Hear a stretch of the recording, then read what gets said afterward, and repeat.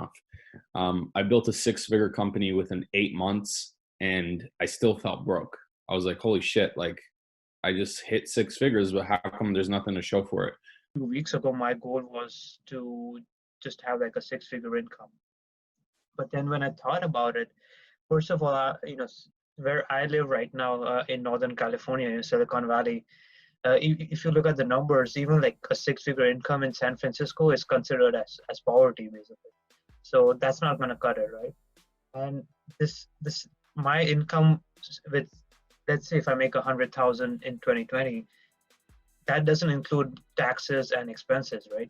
So, I have fixed expenses in terms of my business where I pay my team members, things like the website, all the technical stuff, right? So let's say in order to make 100 grand a year, it's like $8,333 a month. Mm-hmm.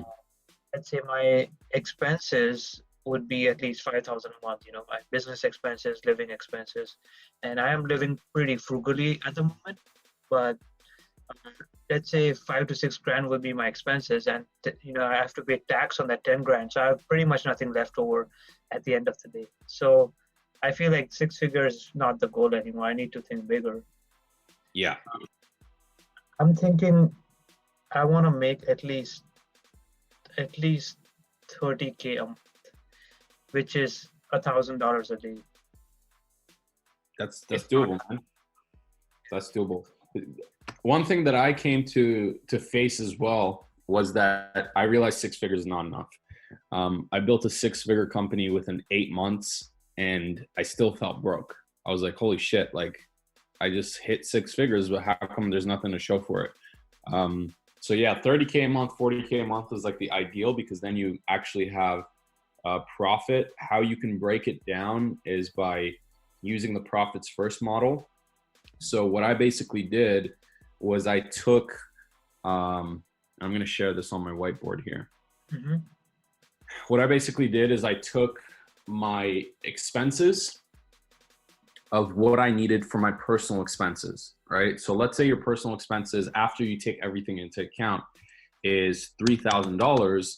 Well, the thing is that this personal expense right here, $3,000 of personal expenses, and not business expenses. Business expenses are different. So travel, things like seminars, investing in yourself, anything like that is business expense. Even dinners are business expense. But real personal expenses like groceries, car bills, phone bills, like these are personal shit that you can't really, actually phone bills you can put under business as well. But a lot of the personal stuff that you can't put under business, you first figure that out. That's the first number you need to figure out, because then you can work backwards. So with, let's say your thing is 3,000, well, $3,000 should be anywhere from 30 to 40% of your total income. Okay. So if it's $3,000 and it's 40% of your total personal income, that means your total personal income has to be divided by 40%. That is, how much is that? 3,000 divided by 0.4. It's 12,000. About $12,000. $12? 12. No, it's more than that. So let me pull out my calculator. 7,500. Okay. 7,500. Right. So that means your total income, personal income, has to be 7,500. Okay. Right. 40% of it goes towards like expenses. Then you're gonna have 15% for taxes or whatever your tax rate is. So you're gonna say 15% for that. So that's 55. 5% is gonna be for fun stuff. Okay. Which is 20. That's 60. And then you're gonna have on investment as well. So an investment account for, so this is expenses, taxes, fund, investment. This one you want it to actually be somewhere around 50% ideally, but even 40% is fine. So 40 to 50% of your total income goes towards your expenses. You're gonna pay some for taxes, 5% fund. And then whatever is left, you're going to use it for investment, right? So for this, it would be another 40% for investment. And this is like properties, real estate, stocks, whatever you're going to invest that 40% into that every single month. Right. So now you figured out what your total income is.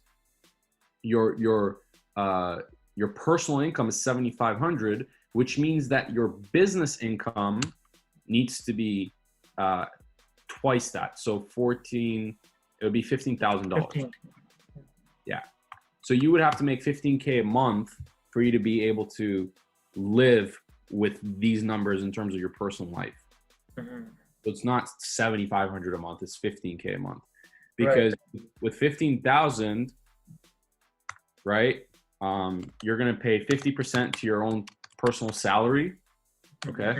Now this gets tricky when you start making above 250K. When you start making above 250K a year, then you don't want to be giving yourself 50% because that's too much. You want to give yourself like bare minimum as you possibly can.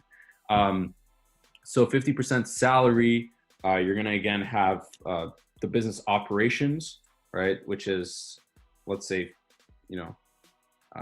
30%. Yeah, 50% of it goes towards salary. You're going to have 30% go towards operations. Okay, so this is like Facebook ads, YouTube ads, any ClickFunnels, right? Like all the stuff that you're spending on your business, travel, seminars, mentors, these are all considered operations. Then you're going to have, what is that, 80%? You're going to have, 10% for taxes, whatever your tax rate is, okay, depending on where you live. Again, this is anywhere from 20 to 30, okay? You're going to have to play around with it depending on what your taxes are at. And then you leave a little bit for, that's basically it. Salary, operations, taxes, and then also investments into your business, okay? But that counts as operations. And then you're going to have 5% for your profits, okay? You always want to have 5% for your profits. All right. So whatever you make, let's say it's 15,000, 5% of it every single month is going to go into an account, and you're going to put profits first before anything else. Okay. So you split up your business's money like this, and this is the profits first model. So you basically pay your business the profits first before taking any of this stuff into account. Right. Okay. So that literally every month your business is profitable. Does that make sense? Yeah, and that's from the book of the same name, right? Profits First by Mike Michalowicz. I just got the book. I haven't read it yet, but a lot of people recently in our circle have been talking about it. So that's good to know. One thing I heard recently from Sam Owens is that he likes to accumulate a lot of cash for his business, because then a lot of like liquid cash. And this is a long-term thinking, but even like companies like Apple, they have like, I don't know what, $1 trillion in cash or something like that, or like billions or billions of dollars, so that when they need to, they have that liquid cash available when they need to invest in something. Right. And I mean, listen, at the end of the day, you can not spend 30% on operations and save that money, right? Which is cool, right? 30%, you don't spend it on operations, you save that money. And then your taxes are going to be a little bit higher though, so you have to take that into account. But let's say whatever money is left, you save it. That's fine. I would rather spend that money though, like just put it towards operations and find a way to invest it back into the business, because that's ultimately what's going to make it grow. Like find one way or another to invest it back into the business. The worst you do, you just spend all of it on Facebook ads and you don't make anything from it, still fine, because it's ultimately what's going to help you grow. But yeah, you can save that money. You don't have to necessarily put it all. Yeah. Right. Okay. So, and on this call, do you want to focus mainly on like the business goals? Because, that by itself is just so much, I mean, we can do another call in terms of just like personal goals or relationship goals, stuff like that on another day, I guess. Honestly, I'll just take you through everything that I did to set my goals. Okay. It's really, really simple. I have one sheet that I just go through and I set my goals through. Let me erase this stuff. But yeah, that's how you find out what your income, your business income goal should be, right? If you need 7,500, that means your business income goal, you should be 15K a month, because that's ultimately what you need.